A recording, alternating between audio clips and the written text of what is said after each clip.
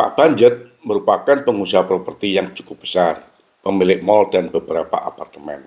Untuk proses regenerasi, anak pertama Pak Banjet mulai merintis usaha properti juga, namun pada segmen perumahan sederhana, segmen FLBP. 3 tahun yang lalu, pada tahun 2020, usaha perumahan anak pertama Pak Banjet sangat lesu. Dalam 1 tahun hanya mampu menjual rumah sebanyak 10, masing-masing seharga 100 juta. Sehingga sepanjang tahun 2020, anak pertama Pak Banjet hanya mampu membukukan penjualan sebesar 1 miliar saja. Lemes kan? Untuk menyemangati usahanya, Pak Banjet bertindak. Pada tahun 2021, Pak Banjet membelikan anak kedua kepada usaha anak pertama rumah senilai 10 miliar. Sehingga pada tahun 2021, penjualan usaha perumahan anak pertama Pak Banjet meningkat menjadi 10 kali atau 1000%. Wow, cukup baik. Demi keadilan, pada tahun 2022, Pak Banjet kembali membelikan anak ketiga sampai dengan anak ke-10 kepada usaha anak pertamanya, masing-masing rumah senilai 10 miliar. Sehingga pada tahun 2022, pertumbuhan penjualan usaha anak Pak Banjet yang pertama kembali melonjak menjadi 8 kali atau 800%. Wow, hebat kan?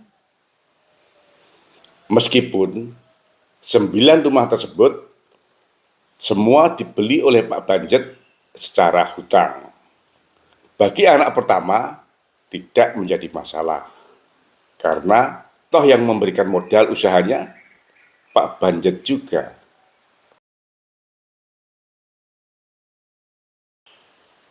Sebagai pengusaha senior, Pak Banjet terbukti banyak akal. Dengan data pertumbuhan penjualan yang luar biasa terhadap usaha anak pertama dan tingkat keuntungan yang juga telah diatur oleh Pak Banjet, serta didukung dengan kelengkapan legalitas usaha dan perizinan usaha, pada tahun 2023, Pak Banjet mengajukan proposal untuk melaksanakan IPO perusahaan anak pertama kepada OJK. Karena dalam perhitungannya, pada tahun 2021, pertumbuhan penjualan usaha anak pertama sudah mencapai 1000%. Dan pada tahun 2022, pertumbuhan usahanya kembali meningkat menjadi 800%. Datanya cukup jamin kan? Besar keuntungan bisa diatur. Kan yang beli Pak Banjet, yang untung anak pertamanya juga. Mau untung berapa persen, diatur saja. Beres kan?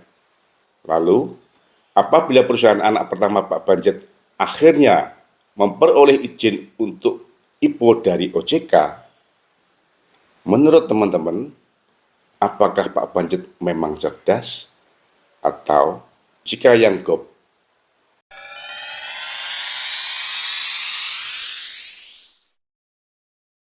Selamat datang di Investor Level C.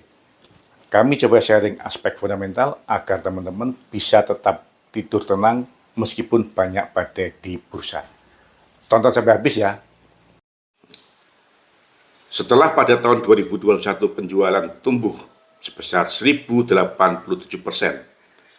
dan pada tahun 2022 penjualan tumbuh lagi menjadi sebesar 750%, pada tahun 2023 ini, PT Royal Tama Mulia Kontrak Indo, calon emiten dengan kode RMKO, merencanakan untuk listing.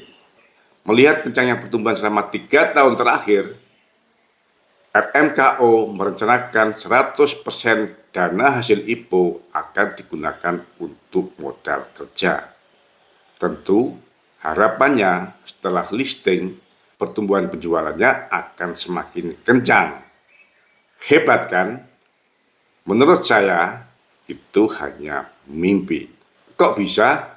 Yuk kita kupas.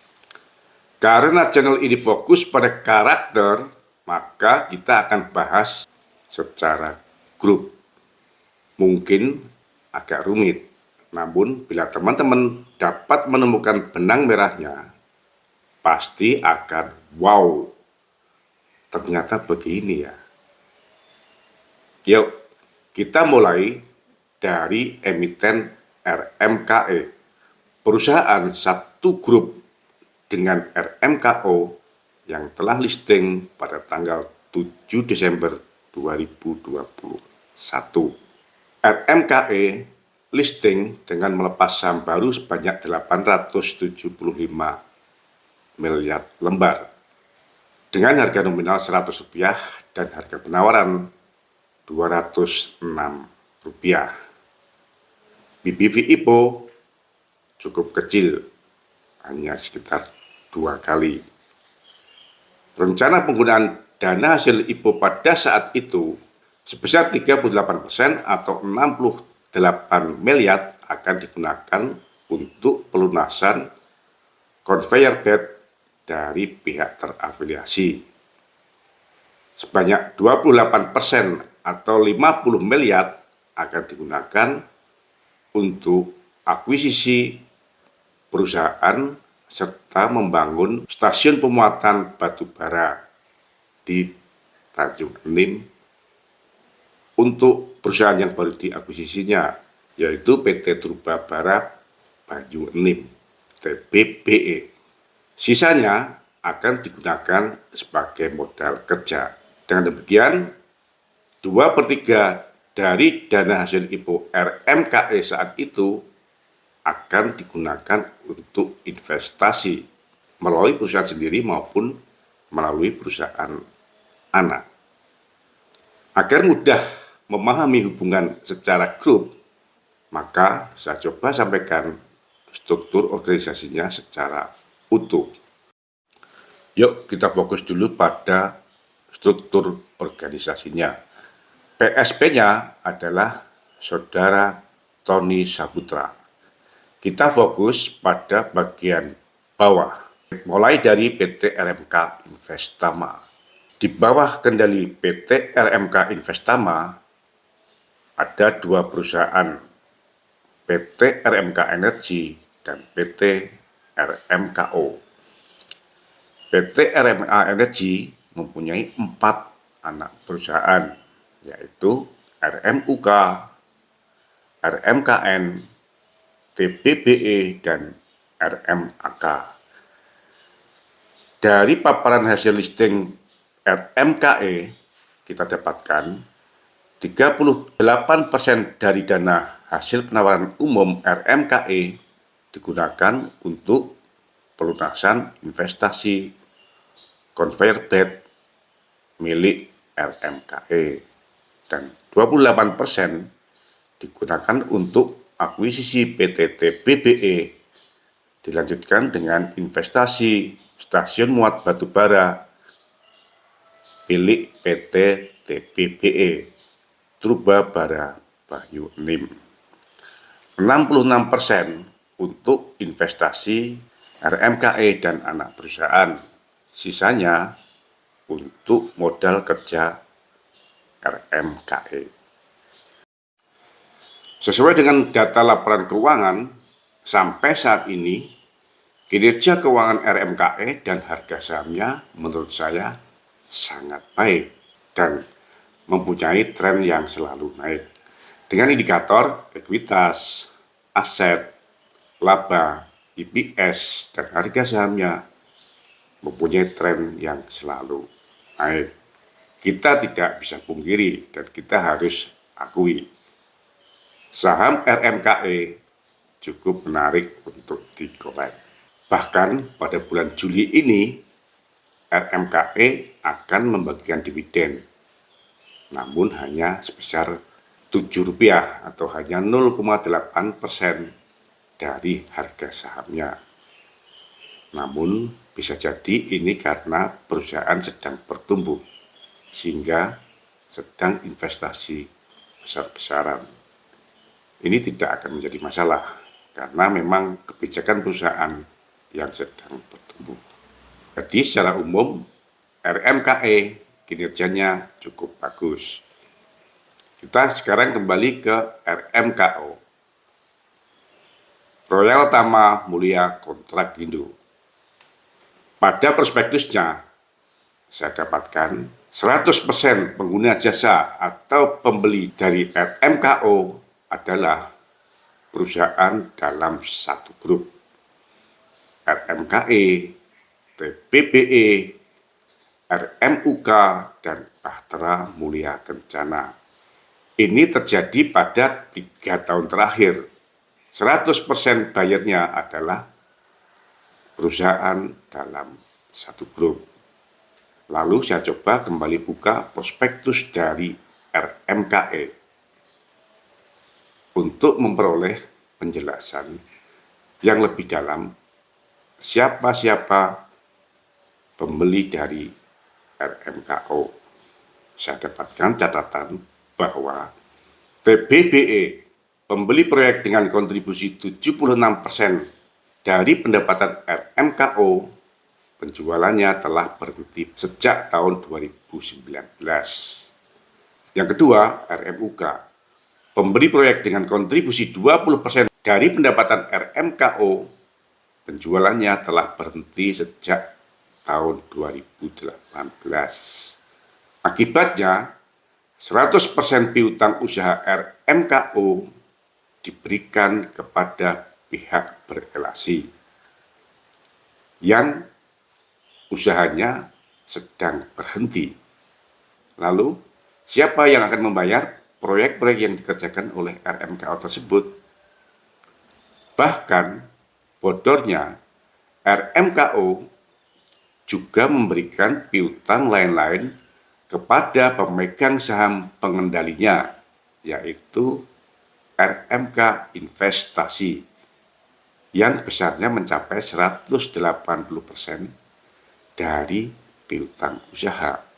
Lebih besar daripada piutang usahanya saat ini. Ini sungguh hal yang luar biasa. Oleh sebab itu, secara sederhana dapat saya analogikan dengan cerita Pak Banjet di awal tadi. Pak Banjet yang mengembangkan usaha anak pertama dengan cara membeli produknya sendiri untuk anak-anaknya. 100% pembelian dari perusahaan anak pertama Pak Banjet dilakukan oleh Pak Banjet sendiri. Luar biasa. Pembayarannya juga dengan cara berhutang. Apabila tiba-tiba perusahaan anak pertama Pak Banjet listing, maka kita bisa analogikan dengan RMKO. Tambahan modal kerja hasil dari penawaran umum patut diduga akan digunakan untuk menutup cash flow yang negatif karena piutang kepada grup. 96% proyek kepada grup, yaitu PT TBBE dan RMUK, adalah proyek investasi.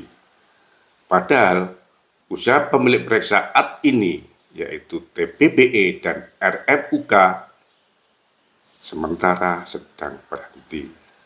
Akibatnya, modal kerja RMKO bisa dipastikan akan tertanam pada investasi TBBE dan RMUK. Kedepan, target proyek RMKO juga harus mulai dari nol, karena RMKO belum mempunyai pengalaman untuk mengejar kontrak-kontrak dari luar grupnya. Dan RMKO tidak mungkin menerima proyek lagi dari grupnya selama piutangnya belum dibayar. Saya coba kembali ke struktur grup, karena TBBE dan RMUK belum mampu menghasilkan cash, maka saya akan bedah laporan keuangan dari induknya RMKE yang kebetulan telah listing, sehingga datanya bisa dengan mudah kita dapatkan. Dari laporan yang disampaikan kepada BEI, saya dapatkan dari sisi profitabilitas mestinya RMKE mampu menyelesaikan semua kewajiban TBBE dan RMUK. Karena pada posisi kuartal pertama tahun 2023, RMKE mampu menghasilkan laba sebanyak 126 miliar. Cukup besar untuk menutup tagihan dari RMKO. Namun, mengapa hal tersebut tidak dilakukan? Oleh sebab itu, saya coba masuk ke dalam cash flow-nya. Saya coba komparasi quick cash flow dari RMKE. Saya bedakan antara cash flow secara bisnis, yaitu cash flow yang hanya terkait dengan usaha RMKE untuk kepentingan bisnis RMKE dengan pihak ketiga, dengan cash flow RMKE secara grup, yaitu cash flow yang terkait dengan grup, termasuk terkait dengan utang piutang antar grup. Karena indikasi saya, RMKE sedang melakukan investasi yang cukup besar, namun cash flow-nya kurang memadai. Dan saya dapatkan data bahwa cash flow bisnis RMKE selalu positif, sehingga tidak ada masalah. Sejak tahun 2022, cash flow bisnisnya positif, kecuali pada tahun 2021, yang mungkin terjadi karena dana hasil listing belum digunakan. Secara bisnis, cash flow RMKE sangat sehat. Namun, secara grup, saya dapatkan cash flow RMKE negatif atau tidak sehat. Artinya, jumlah piutang RMKE jauh lebih besar daripada jumlah utang RMKE dalam satu grup. Dan ini sangat wajar, karena RMKE merupakan induk dari 4 anak perusahaan yang saat ini sedang investasi. Akibatnya, RMKE akan mengalami kesulitan cash flow karena terjadi mismatch antara investasi dengan kemampuan pendanaan sendiri. Artinya, dugaan bahwa tambahan modal kerja dari hasil penawaran umum RMKO nanti akan digunakan untuk menutup cash flow yang negatif karena piutang pada grup usahanya 98% tidak salah. Lalu, mengapa yang didorong untuk IPO RMKO bukan anak perusahaan yang lain? Nah, bisa dijawab dengan mudah apabila kita memahami analogi dari usaha Pak Banjet. RMKO yang paling bisa dan paling mudah untuk di-setel besar penjualan dan tingkat keuntungannya. Karena RMKO bukan anak perusahaan RMKE. Apabila yang diatur RMKE atau anak perusahaan RMKE, maka laporan keuangan konsolidasi dari RMKE hasilnya akan sama. Jadi kesimpulannya, yang pertama, kita tidak bisa memproyeksikan kinerja RMKO dengan kinerja RMKE karena dua usaha yang berbeda dan setara. RMKO merupakan kontraktor yang saat ini 100% penjualannya diberikan oleh grup. Sedangkan RMKE merupakan perdagangan batubara dengan pembeli di luar grup. Pemegang saham Bank Mandirilah yang menentukan raport RMKO masa lalu. berapa penjualannya, berapa persen keuntungannya. Karena 100% pembelinya adalah grup. Ini sama dengan otak Pak Banjet yang akan mengatur berapa besar penjualan usaha anak pertama dan berapa besar keuntungannya. Analoginya sangat sederhana. Dan yang kedua, apabila RMKO berhasil listing, analoginya perusahaan anak pertama Pak Banjet juga akan berhasil listing. Apakah Pak Banjet yang cerdas atau OJK yang kasih komennya? Semoga teman-teman menemukan benang merah dari analogi yang sangat sederhana ini. Ke depan kita akan kawal kualitas verifikasi dari OJK agar bursa saham kita akan lebih berkualitas. Dan kita tunggu dalam 6 bulan ke depan bagaimana perkembangan dari harga saham RMKO dan RMKI. Semangat sehat. Terima kasih telah menonton. Jangan lupa kasih komen agar channel Investor Level C dapat lebih berkualitas. Dan jangan lupa sharing agar teman-teman yang lainnya bisa mendapatkan manfaat dari channel Investor Level C. Terima kasih.